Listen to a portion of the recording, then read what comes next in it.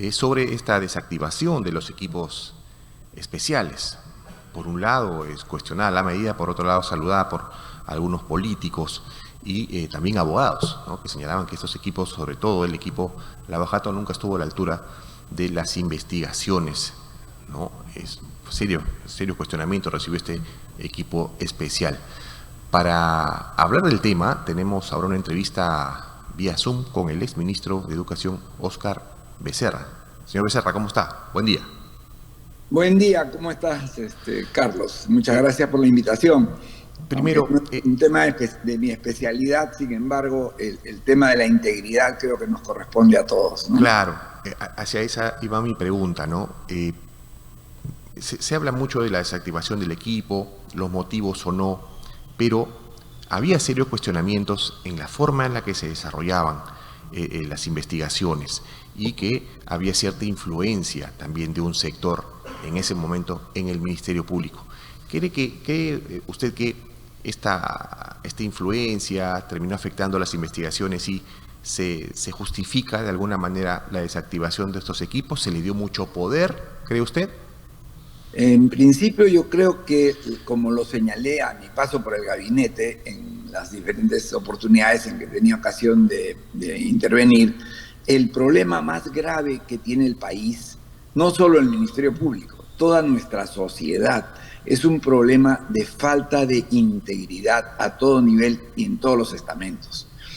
Entiendo, a pesar de no ser abogado, pero he conversado varias veces con abogados sobre estos temas, que el fiscal es una parte del proceso. El fiscal decide o no decide, si acusa o no acusa, pero eventualmente quien dictamina lo que hay que hacer es el juez. Entonces ahí hay una combinación, porque no es posible que equipos enteros de personas dedicadas a investigar temas, se supone integrados estos equipos por abogados bien formados, adecuadamente calificados en el papel, presenten pues 19 veces, creo, un expediente mal preparado, que el juez devuelve porque no está bien, para que lo ajusten. Eso es para sospechar, pues, ¿no? Hace unos días me comentaba un amigo que había tenido un caso en el que presentan una denuncia, digamos, en primera instancia, pierden, en segunda instancia también, y eventualmente presentan su caso ante el Tribunal Constitucional. Y el Tribunal Constitucional dictamina correctamente que hay 3 actores que deberían participar, 3 entidades del Estado, entre ellos la Superintendencia de Bienes Nacionales, si no me equivoco. Pero la preocupación no era si estaba bien o estaba mal, la resolución estaba adecuadamente sustentada, era buena. La preocupación era, estas 3 entidades serán 3 grupos de personas más a los que hay que aceitar. Y eso es lo que lamentablemente todo peruano termina preguntándose.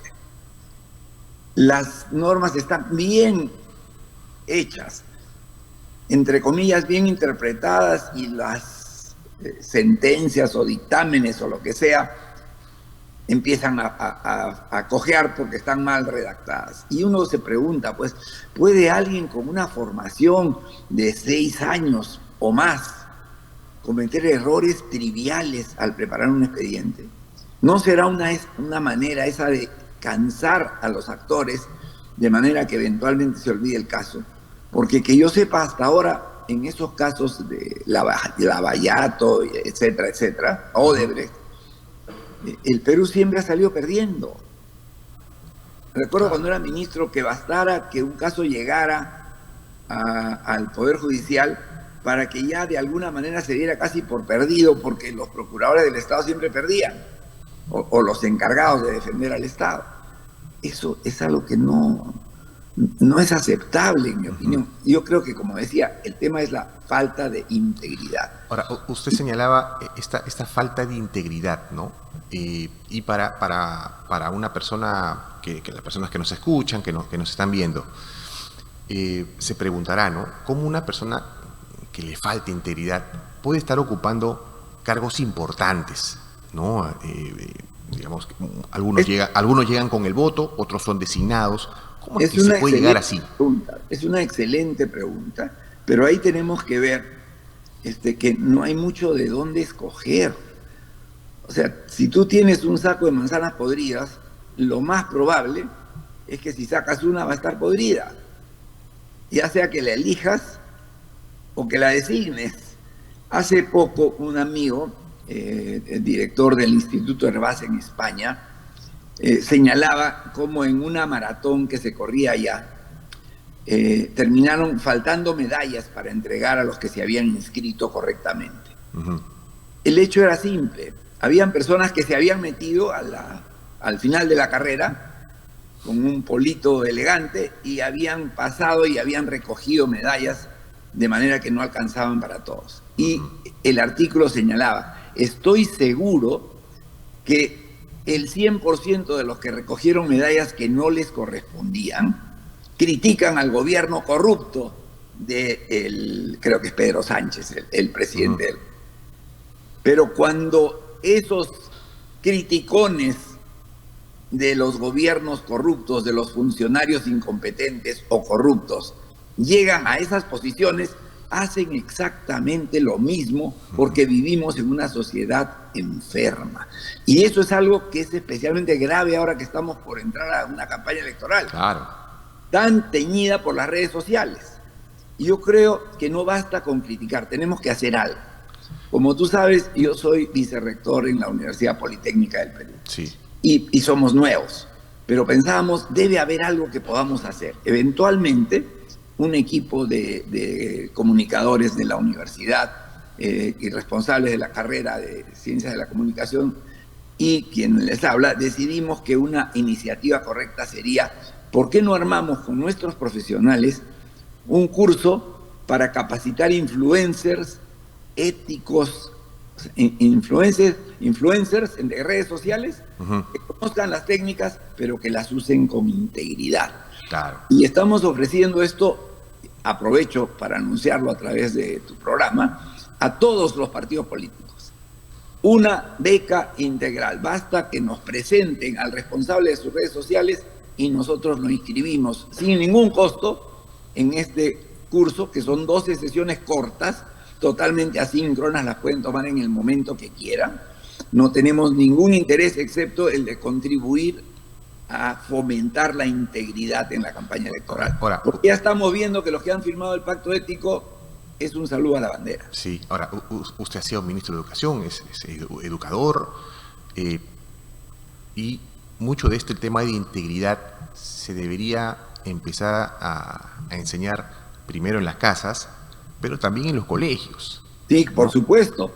Ahí también estamos cojeando, ¿cree? No solo cojeando a los dos pies, porque primero, el problema que señalaba, de que el mismo que critica es el que se mete por el carril de emergencia en la carretera Panamericana Sur. Todos los fines de semana lo vemos. El carril de emergencia siempre está lleno de carros de todas las gamas. Eso significa que en esas casas no se da como ejemplo la integridad. Pero en las escuelas, si Pedro Castillo llegó a la presidencia de la República, esos son los maestros que tenemos en las aulas. Si maestros que no pudieron aprobar porque ni siquiera quisieron presentarse una prueba sencilla de evaluación para acceder meritocráticamente a la carrera pública, son congresistas y se rehúsan a ser evaluados, el problema es de mucho más largo plazo. Tener maestros mejor preparados es un programa que puede tomar 15 años.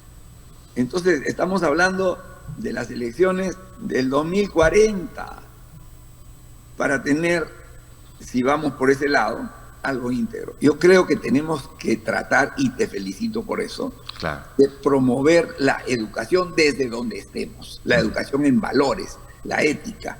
En la Universidad Politécnica creemos que una manera de contribuir es haciendo esto. ¿Quieres ser influencer? Perfecto. Nosotros te formamos y te certificamos en hacerlo con valores, Ahora, con integridad. usted señalaba que en estos procesos, por ejemplo, en el de Odebrecht, Odebrecht siempre terminó bien parado, por decirlo de alguna manera, salió bien parado. Después porque sus engranajes estaban bien aceitados. Exacto, ¿no? Entonces, hay riesgo de que este poder que aún tiene Odebrecht y que demuestra a nivel, al menos, Ministerio Público y judicial, se pueda hacer evidente también en las próximas elecciones. ¿Cree que hay una posibilidad de que estas redes, estas garras de Odebrecht estén presentes también? No sé si de Odebrecht en el Perú, porque todavía tienen poder, pero ya no están. Pero si sale uno, otro lo reemplaza. ¿Tú no crees? Yo estoy casi convencido de que los mineros ilegales, esos que asesinan en Patás, están financiando campañas electorales, están asegurando sus curules. Y lo mismo debe pasar con los extorsionadores, o sea, la cantidad de dinero que mueve la delincuencia les permite, en mi opinión, financiar su propia bancada multipartidaria, además. Lo acabamos de ver, o sea, realmente una muestra de integridad de la sociedad sería, en mi opinión, por ejemplo, que ni uno solo de los que integran este Congreso regrese.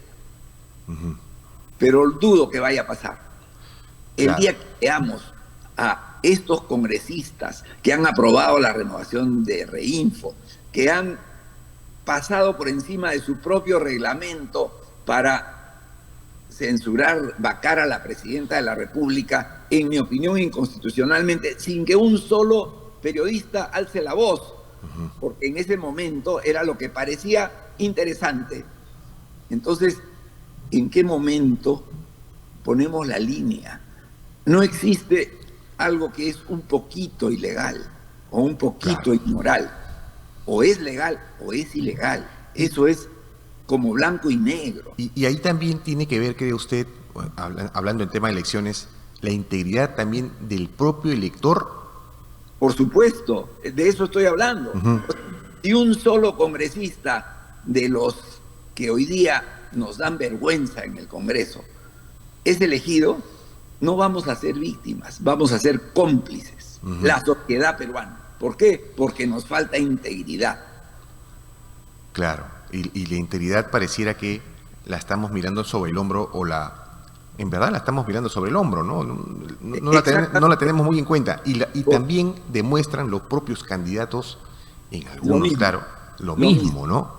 Ahora, entre ese abanico que nos vamos a tener, que vamos a tener en las próximas elecciones, ¿ve por ahí, no quiero que me dé nombres, pero ve por ahí alguna posibilidad de tener en una segunda vuelta a dos candidatos al menos íntegros? Ojalá. Y yo soy un optimista, tal vez hasta enfermizo, porque muchas veces no es para hacerlo, pero yo tengo la esperanza de que alguno de los candidatos, algunos dos por lo menos, tengan estos ingredientes de integridad, aunque no tengo muchas esperanzas, porque lamentablemente a veces el que miente habla con más convicción que el que no lo hace. Ese es el problema, pues. Hay un estudio que se llama en inglés Mount Stupid, que es una curva que se hizo un estudio de que cuando uno adquiere ciertas habilidades, al principio se siente totalmente ignorante, está hundido en el valle de la ignorancia. En cuanto aprende un par de cosas, se siente experto. Ha escalado, como dicen en el experimento, la montaña estúpida, la montaña de la estupidez, porque cree que sabe lo que no sabe. No es consciente de lo que ignora. Eventualmente, la integridad nos ayuda a superar esa montaña y llegar a un nuevo valle en el que somos conscientes de lo que ignoramos y de lo que podemos hacer con lo que sabemos. Lamentablemente, el buen futbolista se cree dirigente sindical, ¿no? El buen cocinero se siente político, el buen payaso se siente presidente de la República. Eso es falta de integridad, porque no ser consciente de sus propias limitaciones es un agravante, porque aspirar a un cargo público para el que no estamos capacitados, y ejemplos nos sobran, como el caso de Susana Villarán o de Castillo Terrones, o de muchos de los congresistas. Es cierto que hay honrosas excepciones, pero lamentablemente cuando todo está podrido, no hay manera que te libres de mancharte. Y una de las cosas que yo he visto con pena en el Congreso, y que es una de las principales razones por las que decidí nunca más aspirar a uno de estos puestos, es que no puedes lograr nada sin componendas, si no llegas a acuerdos. Como bien decía algún dirigente político de los que ya no hay, conversar no es pactar y negociar es bueno.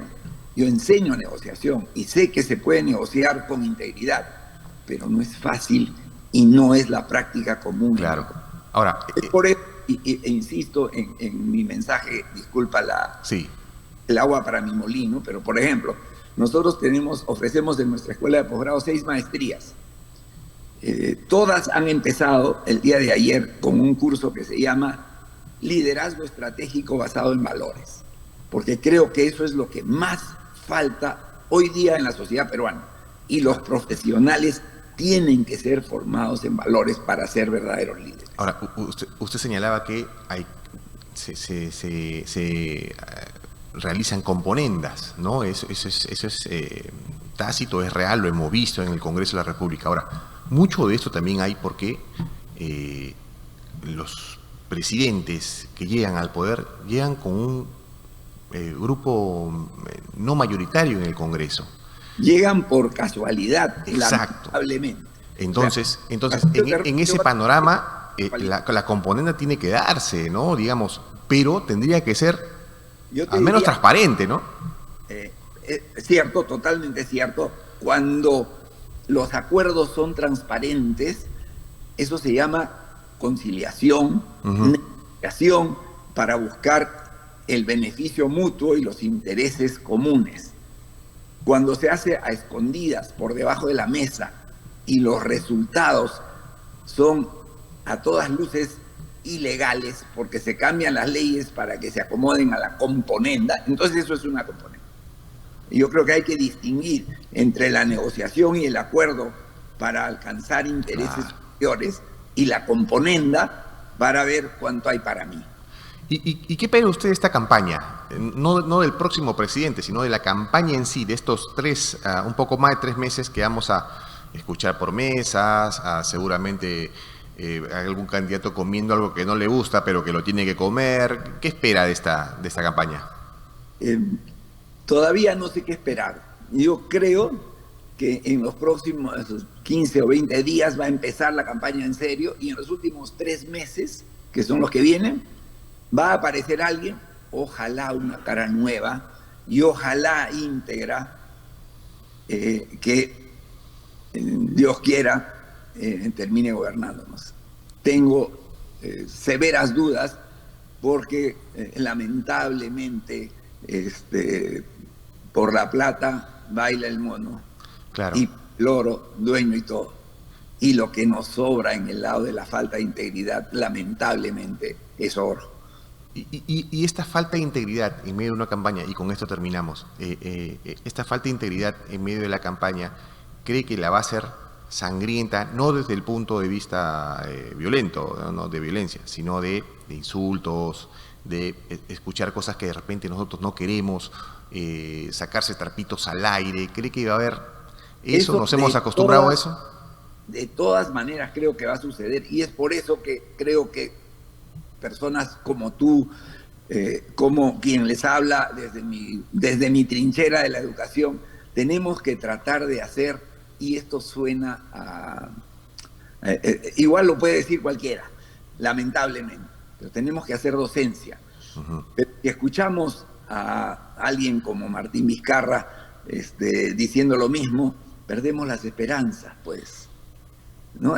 Muchos criticaron, se burlaron de personajes como Susy Díaz, por ejemplo. Pero yo creo que uno de los méritos de Susy Díaz es que no se solazó en esa montaña de la estupidez, sino que intentó, hasta donde sé, rodearse de gente que le explicara cómo eran las cosas que no sabía. Y eso es algo que lamentablemente nuestros dirigentes no quieren hacer. Yo, humildemente, y un grupo de personas relacionadas con la educación, ofrecimos nuestro aporte a un candidato que luego se retiró. Y ahora aprovecho a través tuyo para decirle a cualquier candidato que tenga interés en mejorar la calidad de la educación, en un plan que no puede ser de menos de 10 años. Porque hacer 41.000 colegios, por ejemplo, con suerte y con mucha decisión política, se podría lograr en 10 años. Entonces, tienen que pensar en el futuro. Y alguna vez a un candidato que presentó su plan de gobierno en una reunión a la que asistí, le dije, me parece muy interesante el plan de gobierno, pero ese plan no sirve de nada porque para hacerlo realidad hay que ser elegido. Y lo que quisiéramos haber escuchado es un plan de campaña. ¿Cómo van a llegar a la segunda vuelta, aunque sea? Claro, no así, sí, pues. ¿no? Y el sistema no lo promueve. O sea, estamos discutiendo sobre planes de gobierno que hoy día, además, la inteligencia artificial probablemente nos puede crear aplastando un botón y va a cumplir con todos los requisitos y no tenemos un plan de campaña para llegar. Primero hay que ganar, ¿no? O sea, primero tienes que llegar al ring, como se dice, para poder pelear. Pero tú no sabes cómo abrir la puerta, o si tu única manera de abrirla es a patadas, como hizo el premier cuando se vacó del Solar. Del Solar, exactamente. Entonces estamos perdidos, pues. Si se puede aceptar la violencia como una medida adecuada, o el insulto, o el meterse en lo que no compete, ¿no? Porque lamentablemente ayer estuve en una reunión en la que había un candidato, de casualidad, yo no lo conocía.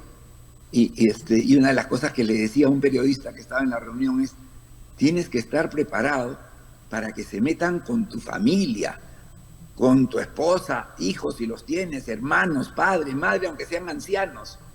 Les van a hacer la vida imposible para ponerte a prueba o para, de alguna manera, extorsionarte. Claro.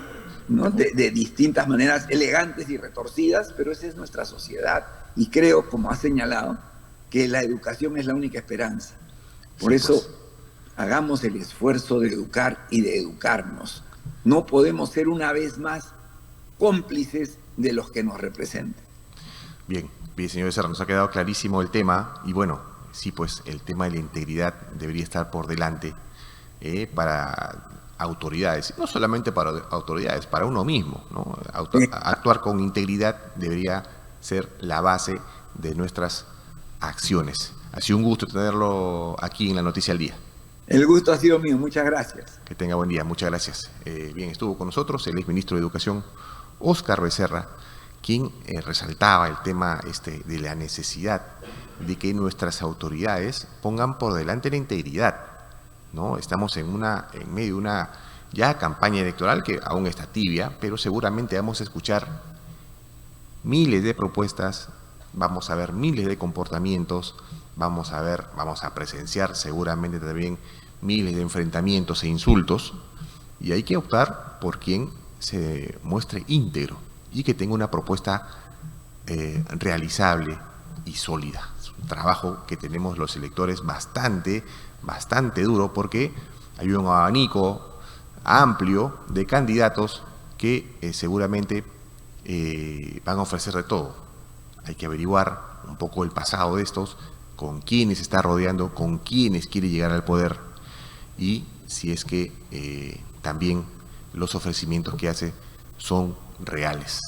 Desde aquí vamos a tratar de invitar a candidatos para que puedan ofrecer o dar a conocer sus propuestas, sus proyectos y que el lector, que el televidente tenga también la posibilidad de escucharlos.